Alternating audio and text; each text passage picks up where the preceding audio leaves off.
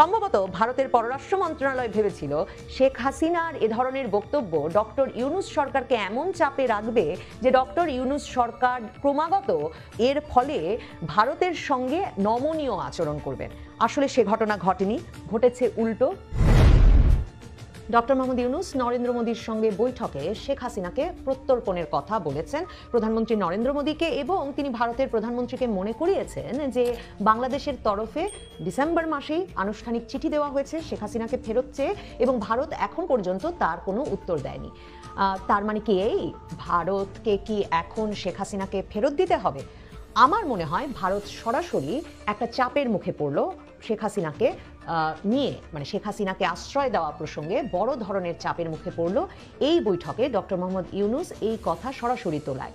ভারতের পররাষ্ট্র মন্ত্রণালয়ে যতবারই সংবাদ মাধ্যমের তরফে জিজ্ঞেস করা হচ্ছিল যে বাংলাদেশ চিঠি দিয়েছে, আপনারা উত্তর দিচ্ছেন কিনা, তারা বলছিল তারা দেখছে, এই বিষয়টি তারা খতিয়ে দেখছে, কিন্তু উত্তর কবে দেওয়া হবে সে প্রসঙ্গে কিছু জানা যাচ্ছিল না। প্রত্যর্পণ চুক্তি অনুযায়ী কোনো আসামিকে ফেরত পেতে হলে আসলে নানা রকম কাগজপত্রের প্রয়োজন হয়, অর্থাৎ বিচার একটা পর্যায় পর্যন্ত অনুষ্ঠিত হতে হয়, বিচারে কি কি অভিযোগে এই আসামির বিরুদ্ধে বিচার চলছে এবং সেসব অভিযোগের কিছু প্রমাণপত্র প্রত্যর্পণ চুক্তি অনুযায়ী দাখিল করতে হয় আসামি প্রত্যর্পণের আওতায় কাউকে ফেরত পেতে। কাজেই ধারণা করা যায় শেখ হাসিনা এবং ভারত সরকার হয়তো প্রত্যর্পণ চুক্তির আওতায় শেখ হাসিনাকে ফেরত দেওয়ার ক্ষেত্রে কিছুটা সময় পাবেন। তবে শেখ হাসিনা কি ভারতে বসে, যেমনটা গত আগস্টে ক্ষমতাচ্যুত হওয়ার 6 মাস পর 5ই ফেব্রুয়ারি জাতির উদ্দেশ্যে ভাষণের ঘোষণা দেওয়ার মাধ্যমে শুরু করেছেন, যে ফেসবুকে নিয়মিতভাবেই তিনি নানা রকম লাইভে আসছেন এবং বক্তব্য রাখছেন, এবং এর পাশাপাশি তাকে নিয়মিতভাবে তার দলের বিভিন্ন নেতাকর্মীর সঙ্গে ফোনে কথা বলতে দেখা যাচ্ছে, যেই ফোনের কনভারসেশন আবার লিক হয়ে সামাজিক যোগাযোগ মাধ্যমে চলে আসছে, এমনকি সেই কনভারসেশনের কিছু কিছু এবং তিনি নিয়মিত যেসব বক্তব্য রাখছেন তা বাংলাদেশ আওয়ামী লীগের যে অফিসিয়াল ওয়েবসাইট সেখান থেকেও প্রচার করা হচ্ছে।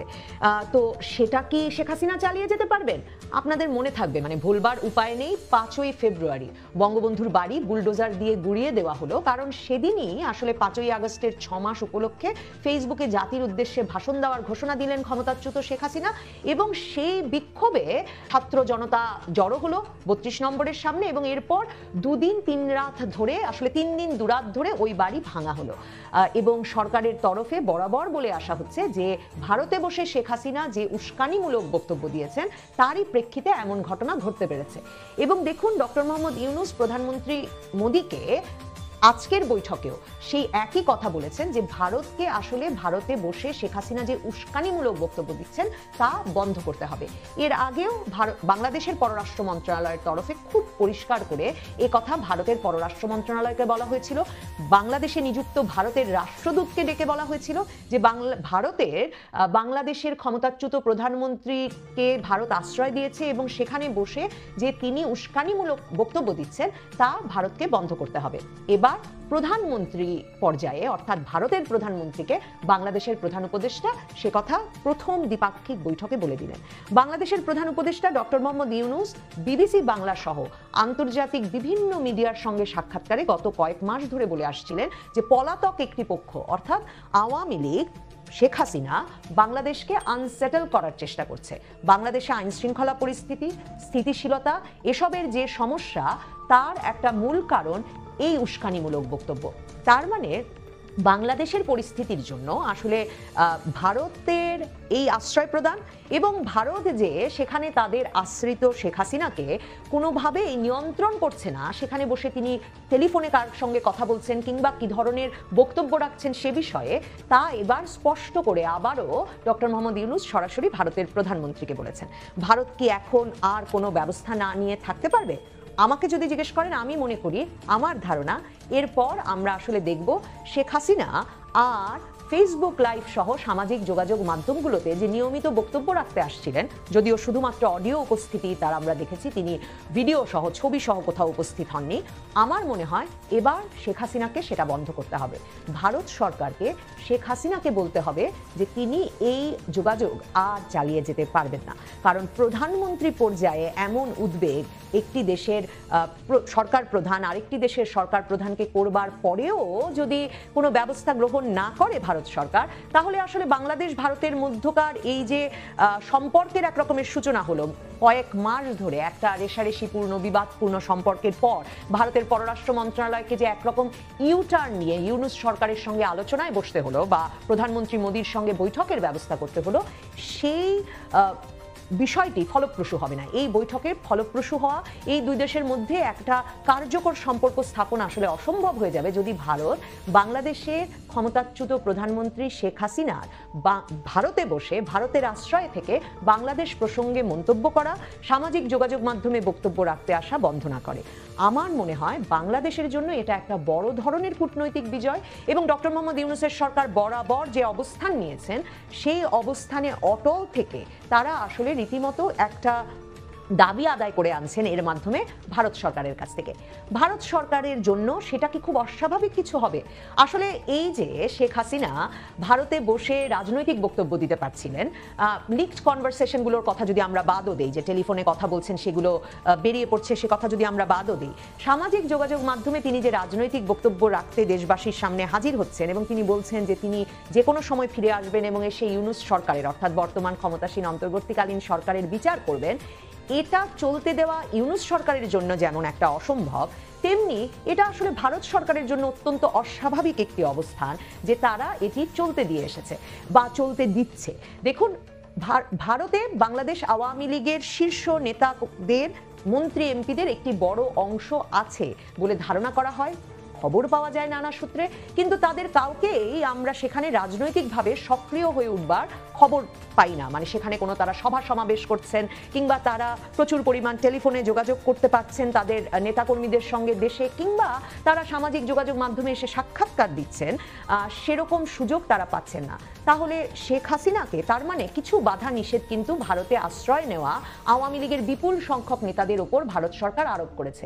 শেখ হাসিনা সেসব ক্ষেত্রে একটা ব্যতিক্রম ছিলেন। আমি মনে করি ভারত সরকার এই চাপ আর প্রতিহত করবার চেষ্টা করবে না এবং এবার তারা শেখ হাসিনাকে সত্যিকার অর্থে ভারতে একরকমের আত্মগোপনে চলে যেতে বাধ্য করবে। দেখুন, শেখ হাসিনা, একটা গল্প বলে শেষ করি, গল্প নয়, ঐতিহাসিক ফ্যাক্ট বলে শেষ করি। ৭৫-এ বঙ্গবন্ধু নিহত হবার পর আমরা জানি শেখ হাসিনা এবং শেখ রেহানা এই দুই বোন দীর্ঘ সময় ভারতে আশ্রিত ছিলেন। ডটার্স টেইল, শেখ হাসিনার আমলে শেখ হাসিনা শেখ রেহানার সঙ্গে কথা বলে যে প্রামাণ্য চিত্র নির্মিত হয়, সেই ডটার্স টেইল প্রামাণ্য চিত্রে আমি প্রথম জানতে পারলাম যে শেখ হাসিনার স্বামী ডক্টর ওয়াজেদকে ইন্দিরা গান্ধী সরকার সে সময় কিন্তু ভারতের পরমাণু কমিশনে চাকরি দিয়েছিল।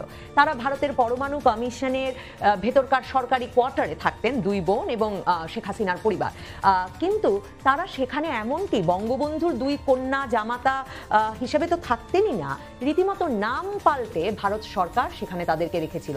মিসেস তালুকদার পরিচয় দিয়ে, মিস্টার অ্যান্ড মিসেস তালুকদার পরিচয় দিয়ে সেখানে কিন্তু শেখ হাসিনা এবং ওয়াজেদ দম্পতি থাকতেন। এবং শেখ হাসিনা সেখানে বর্ণনা করেন যে ওই সরকারি বাসভবনের ভেতরেই দুই বোন এক রকমের বারান্দা দিয়ে, রীতিমতো মানে একটা সীমিত পরিসরে তাদের চলাচল ছিল, বারান্দা দিয়ে তারা আসলে সারা দিল্লি দেখতেন, দিল্লিতে সবজি বেচা হচ্ছে দেখতেন। এই ধরনের বক্তব্য, এই ধরনের বর্ণনাগুলো সেই সিনেমায় তিনি প্রামাণ্য চিত্রে তারা দু বোন তখন তুলে ধরেন।